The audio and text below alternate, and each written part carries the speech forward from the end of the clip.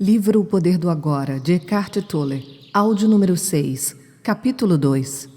O que acontece ao sofrimento quando nos tornamos conscientes o bastante para romper a nossa identificação com ele? A inconsciência cria o sofrimento. A consciência transforma o sofrimento nela mesma. São Paulo expressa esse princípio universal de uma forma linda ao dizer: tudo é revelado ao ser exposto à luz, e o que for exposto à própria luz se torna luz. Assim como não se pode lutar contra a escuridão, não se pode lutar contra o sofrimento. Tentar fazer isso poderia gerar um conflito interior e um sofrimento adicional. Observar o sofrimento já é o bastante. Observá-lo implica aceitá-lo como parte do que existe naquele momento. O sofrimento consiste na energia vital aprisionada que se desprendeu do campo energético total e se fez temporariamente autônoma. Através de um processo artificial de identificação com a mente, ela se volta para dentro de si mesma e se torna algo contrário à vida, como um animal tentando comer o próprio rabo. Por que você acha que a nossa civilização se tornou tão autodestrutiva? Acontece que as forças destrutivas da vida ainda são energia vital. Mesmo quando começamos a deixar de nos identificar e nos tornarmos observadores, o sofrimento ainda continua a agir por um tempo e vai tentar fazer com que voltemos a nos identificar com ele, embora não seja mais recebendo a energia originada da nossa identificação com ele. O sofrimento ainda tem sua força, como uma roda gigante que continua a girar mesmo quando deixa de receber o impulso. Nesse estágio, o sofrimento pode até ocasionar dores em diversas partes do corpo, mas elas não vão durar. Esteja presente, fique consciente, vigie o seu espaço interior. Você vai precisar estar presente e alerta para ser capaz de observar o sofrimento de um modo direto e sentir a energia que emana dele. Agindo assim, o sofrimento não terá força para controlar o seu pensamento. No momento em que o seu pensamento se alinha com o campo energético do sofrimento, você está se identificando com ele e, de novo, alimentando com seus pensamentos. Por exemplo, se a raiva é a vibração de energia que predomina no sofrimento e você alimenta esse sentimento, insistindo em pensar no que alguém fez para prejudicá-lo ou no que você vai fazer em relação a essa pessoa, é porque você já não está mais consciente e o sofrimento se tornou você.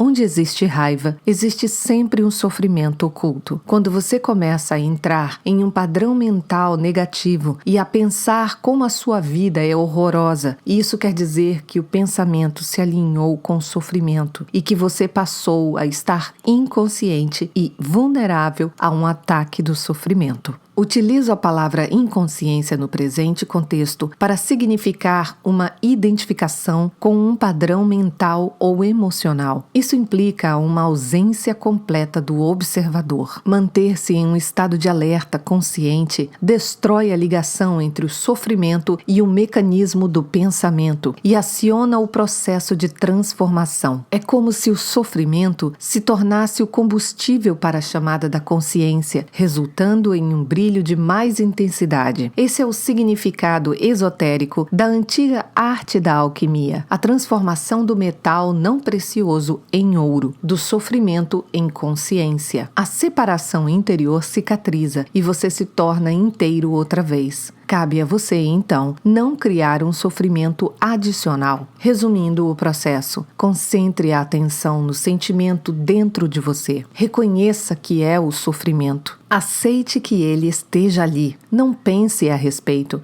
Não permita que o sentimento se transforme em pensamento. Não julgue nem analise. Não se identifique com o sentimento. Esteja presente e observe o que está acontecendo dentro de você. Perceba não só o sofrimento emocional, mas também a presença de alguém que observa.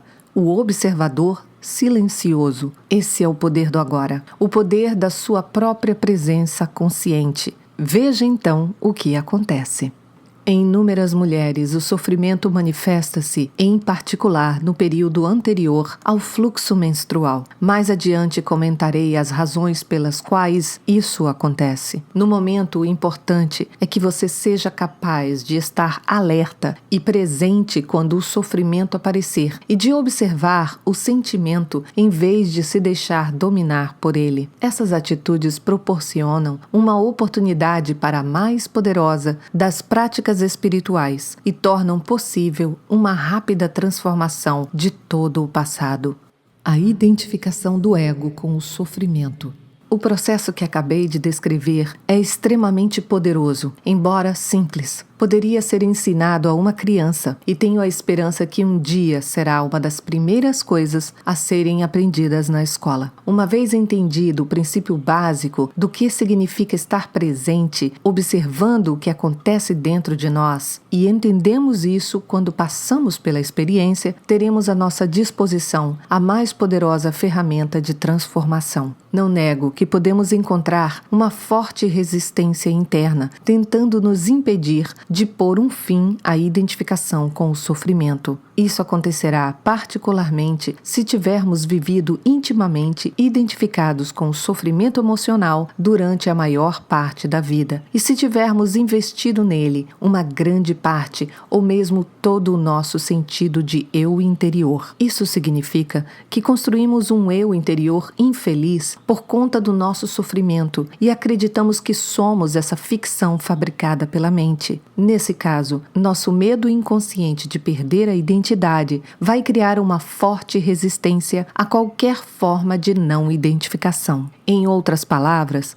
você preferiria viver com o sofrimento, ser o sofrimento, a saltar para o desconhecido, correndo o risco de perder o seu infeliz, mas familiar eu interior.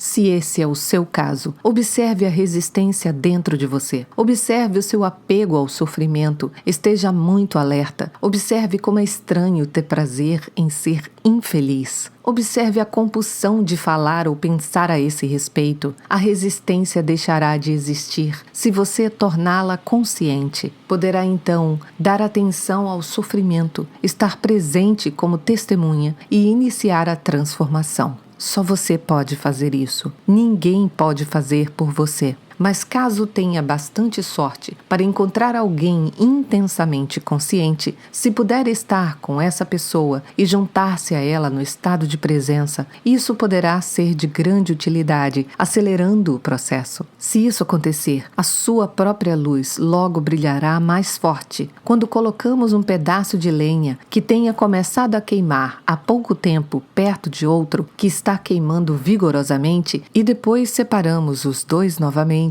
o primeiro tronco passará a queimar com uma intensidade muito maior. Afinal de contas, é o mesmo fogo. Ser um fogo dessa natureza é uma das funções de um mestre espiritual. Alguns terapeutas estão aptos a preencher essa função, desde que tenham alcançado um ponto além do nível de consciência e sejam capazes de criar e sustentar um estado de presença intensa e consciente enquanto estiverem trabalhando com você.